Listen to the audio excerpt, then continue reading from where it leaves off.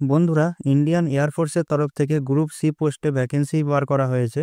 আর এখানে total 153টি vacancy রাখা হয়েছে। তো চলো এর সম্বন্ধে আরও বিস্তারিত জেনে নেবো আমরা।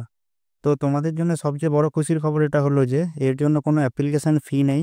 অফলাইনে ফর্ম ফিল আপ করে বাই পোস্ট তোমাদের পাঠাতে হবে। এর স্যালারি স্ট্রাকচারটা দেখে নাও। বিভিন্ন পোস্ট অনুযায়ী 18,000 থেকে 63,000 পর্যন্ত স্যালারি স্ট্রাকচার রাখা হয়েছে, যেটা খুবই একটা ভালো স্যালারি।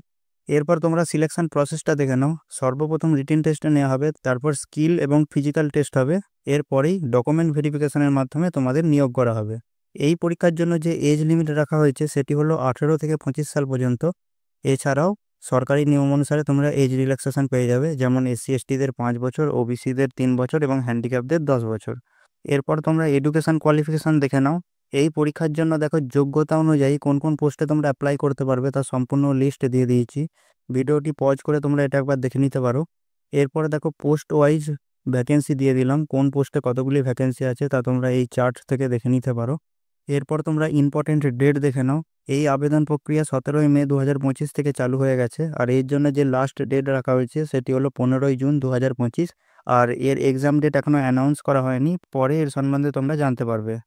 বাকি সম্পূর্ণ অ্যাপ্লিকেশন পদ্ধতি জানতে হলে এই জিনিসটি তোমরা একবার পড়ে নাও।